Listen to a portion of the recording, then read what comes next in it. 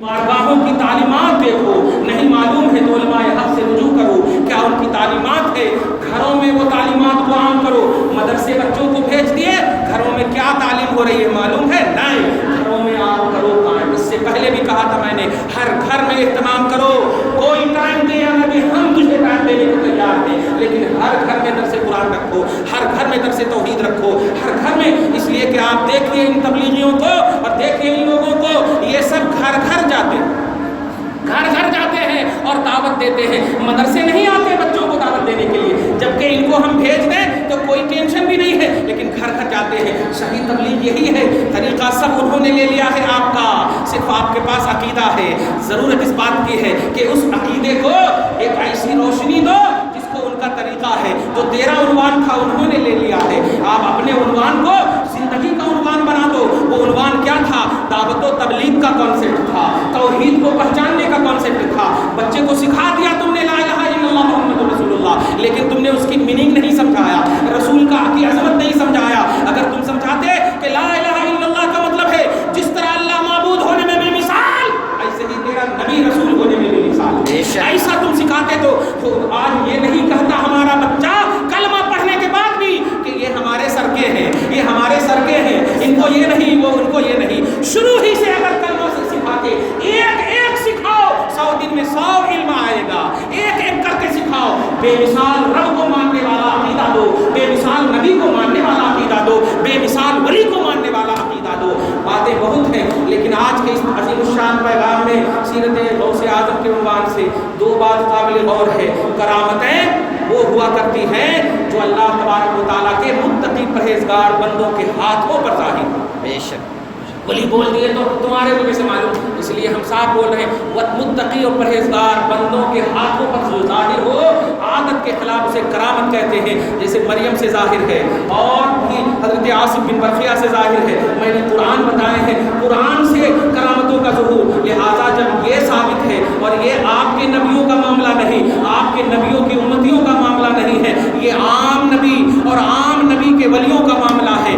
آپ غوث اعظم کی ولایت پر دو، سنی تو اپنی جگہ پر ہے ہی مسلم، غیروں نے بھی الحمدللہ لکھی ہے اور اپنی کتابوں کا عنوان دیا ہے۔ دنیا جسے ابن کثیر کہتی ہے، اور یہ ابن کثیر ابن تیمیہ کے شاگرد ہے، اور یہ ابن کثیر سے ہوتے ہوئے محمد بن عبد الوہاب ندوی بھی ابن تیمیہ کے نظریات کو فالو کرتے، انڈیا کی سرزمین پر اسماعیل دہلوی بھی ابن عبد الوہاب کے نزدیک کے نظریات کو فالو کرتے ہیں، اور غوث اعظم کا عنوان ان کی جب اصل نے دیا ہے تو یہ اگر واقعی ہے اپنی اصلوں سے جڑے ہوئے تو عبد القادر کو ماننا پڑے گا، غوث اعظم کو ماننا پڑے گا، کیونکہ ان کے اصلوں نے مانا ہے۔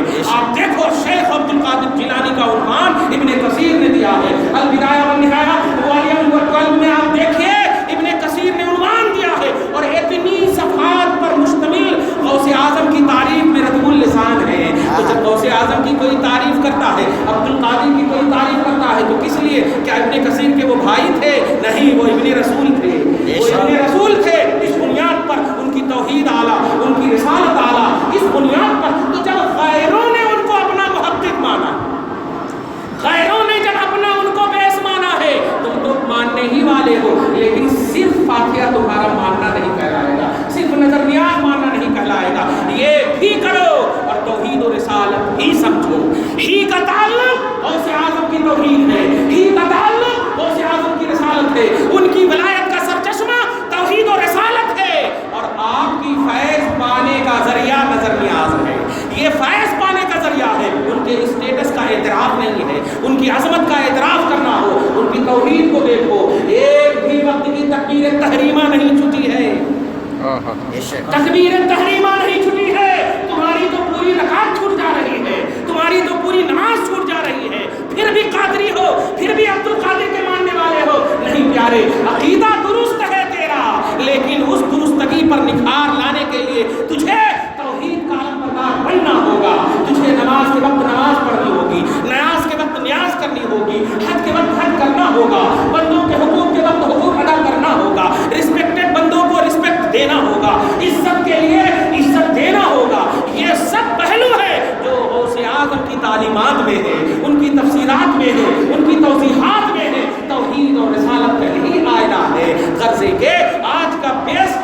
یہ ہے غوث اعظم بیسٹ آف توحید، توحید کے بہترین کوالٹی میں ایک بہترین کوالٹی کا نام غوث اعظم رضی اللہ تعالیٰ عنہ ہے۔ کوئی بھی توحید کو چھوڑ کر کے، کوئی بھی رسالت کو چھوڑ کر کے، کوئی بھی صراط مستقیم کو چھوڑ کر کے ولی ہو ہی نہیں سکتا۔ سلطان الاولیاء تو بہت بڑی بات ہو گئی ہے، یہ تو ولیوں کے ولی ہیں، یہ تو ولیوں کے امام ہے، یہ کیسے ہو گئے؟ ان کی توحید اعلیٰ، ان کی رسالت اعلیٰ ہے۔ بس اسی سوچ کے ساتھ آپ کو اٹھنا ہے اور آج کے بعد ہر گھر میں توحید کا درس رکھو، ہر گھر میں رسالت کا درس رکھو۔ ہم یہ نہیں کہتے ہر روز رکھو، ہم یہ نہیں کہتے کھانا کھلاؤ، ہم یہ نہیں کہتے کہ اہتمام کرو، بلاؤ، پیٹ پہ پتھر مانگ کر ہم آپ کے پاس آئیں گے، لیکن درس توحید رکھو۔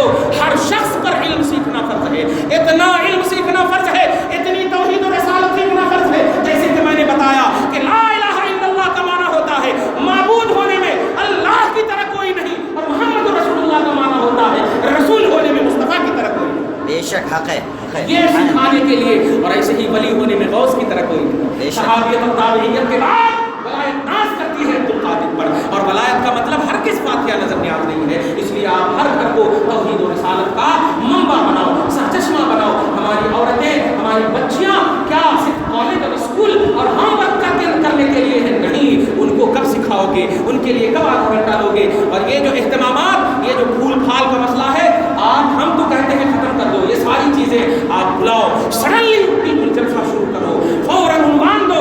آج کا عنوان یہ ہے، تھوڑی دیر آپ بیٹھیے، 10 منٹ بیان کے لیے فوراً ختم کیجیے، ہر گھر کو درسگاہ بنا دو، اہتمام کو ختم کرو۔ تم روز کھاؤ اپنے گھر میں بریانی، لیکن جب جلسہ توحید کرو، جلسہ جب کرو تو جلسے کا میٹر بیان کرواؤ، جلسے کا عنوان بیان کرواؤ، اس میں وقت کو ضائع نہ کرو۔